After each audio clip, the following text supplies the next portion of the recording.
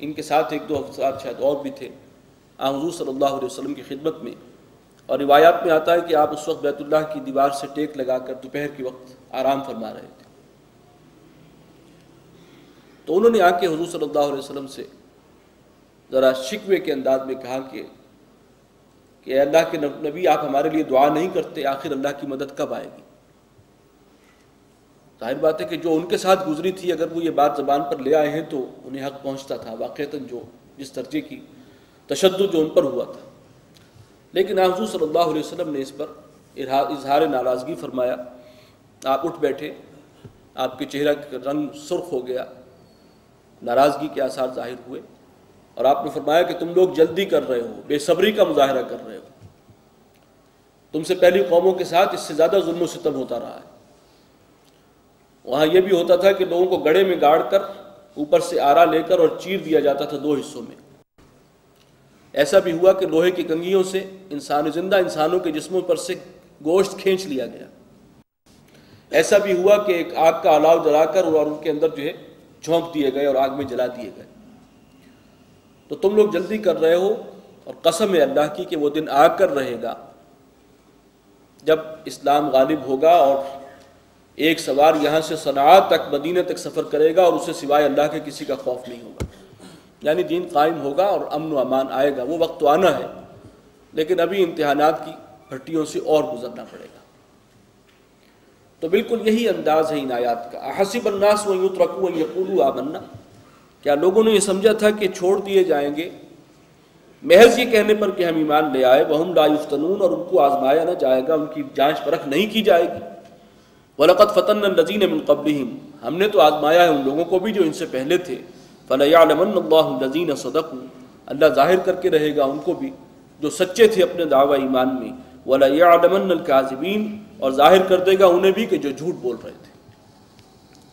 أَمْ حَسِبَ الَّذِينَ يَعْمَلُونَ السَّيِّئَاتِ أَن يَسْبِقُونَا، کیا وہ لوگ کہ جو برائیوں کا ارتکاب کر رہے ہیں، یہ جو مشرکین ہر طرح سے ستا رہے ہیں مسلمانوں کو، اہل حق کو، کیا انہوں نے یہ سمجھا تھا کہ وہ ہم سے بچ جائیں گے؟ ان یسبقونا، ہماری پکڑ سے بھاگ نکلیں گے؟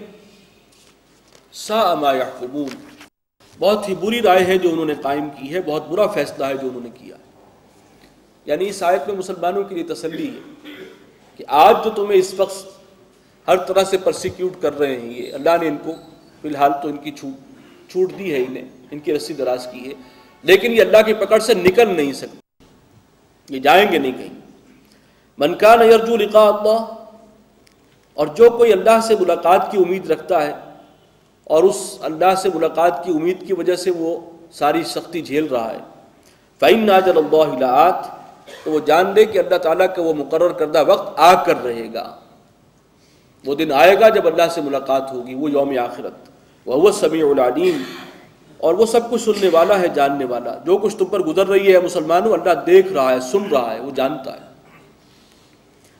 وَمَنْ جَاهَدَ فَإِنَّمَا يُجَاهِدُ لِنَفْسِهِ، اور جو کوئی محنت کرتا ہے اور مشقت اٹھاتا ہے دین کے راستے میں، تو یہ محنت و مشقت جو ہے وہ کرتا ہے اپنے ہی فائدے کو۔ اس میں تھوڑی سی سرزنش بھی ہے کہ یہ نہ سمجھنا کہ تم جو کچھ کر رہے ہو اللہ کے دین کے لیے قربانیاں دے رہے ہو تو اللہ پر یا اس کے دین پر کوئی احسان کر رہے ہو، یہ خیال دل میں نہیں آنا چاہیے۔ یہ تو بندگی کا تقاضا ہے، وہ تمہارا رب ہے، لازم ہے کہ تم اس کی بندگی کرو اور اس کے سامنے شکر بجا لاؤ، اس کے لیے جو ہے وہ تم قربانیاں دو۔ اگر تم یہ کر رہے ہو تو اس کا فائدہ تمہیں ہی پہنچے گا، یہ کسی پر احسان نہیں ہے۔ ان اللہ لغنی عن العالمین، اور اللہ تعالیٰ غنی ہے جہان والوں سے، اسے کسی کی احتیاج نہیں۔ اگر پوری نوع انسانی بھی اس کی تکذیب کر دے گی تو اس کی کائنات میں کوئی نقص واقع نہیں ہوگا، کوئی خلل واقع نہیں ہوگا، اسے کوئی فرق نہیں پڑتا۔ وہ ایک مخلوق کا بستر طے کرے گا اور دوسری جو ہے نئی نسل، نئی مخلوق کو لا کر یہاں پر آباد کر دے گا۔ والذین آمنوا وعملوا الصالحات، وہ لوگ جو ایمان لائے جنہوں نے اچھے عمل کیے، لنکفرن عنہم سیئاتہم، اور یہ اچھے عمل یہ ہیں، دیکھ لیجئے اس صورت میں جو آ رہے ہیں، دین کے لیے قربانی، سختیاں برداشت کرنا راہ حق میں، یہ ہے عمل صالح۔ ہمارے ذہنوں میں عمل صالح صرف یہی ہے کہ کچھ نوافل پڑھ لیے، کچھ تسبیحات کر لی، حساب رکھ لیا، اتنا ثواب جو ہے اب اکٹھا ہو گیا ہے، اتنے نفل پڑھے ہیں تو اب اتنے انبار لگ گئے ہیں۔ یہ کانسیپٹ نہیں تھا وہاں پہ۔ اصل عمل صالح جو ہے یہ محنت ہے، مشقت ہے، یہ سختی جھیلنا ہے، یہ جان و مال کی قربانی ہے، غلبہ دین کے لیے کوشش ہے، ایفرٹ۔ ایسے لوگوں کے لیے فرمایا لَنُكَفِّرَنَّ عَنْهُمْ سَيِّئَاتِهِمْ، ہم ان سے ان کی برائیوں کو دور کر دیں گے، جھاڑ دیں گے ان سے اگر کوئی ان کی برائیاں ہیں بھی۔ وَلَنَجْزِيَنَّهُمْ أَحْسَنَ الَّذِي كَانُوا يَعْمَلُونَ، اور ہم بہترین بدلہ عطا فرمائیں گے انہیں ان کے ان کاموں کا، ان کے اعمال کا۔ وَوَصَّيْنَا الْإِنسَانَ بِوَالِدَيْهِ حُسْنًا، اور ہم نے وصیت کی ہے، تاکید کی ہے انسان کو والدین سے حسن سلوک کی۔ یہ تاکید بھی اللہ نے کی ہے، اور ایک سلیم الفطرت انسان اپنے والدین کے ساتھ حسن سلوک کرتا ہے، ان کا ادب احترام کرتا ہے۔ یہ اللہ کی طرف سے ڈالی ہوئی یہ وہ فطرت ہے جس پہ اللہ نے انسانوں کو پیدا کیا، اللہ یہ کہ اس فطرت کو پرورٹ کر دیا جائے، بس کر دیا جائے۔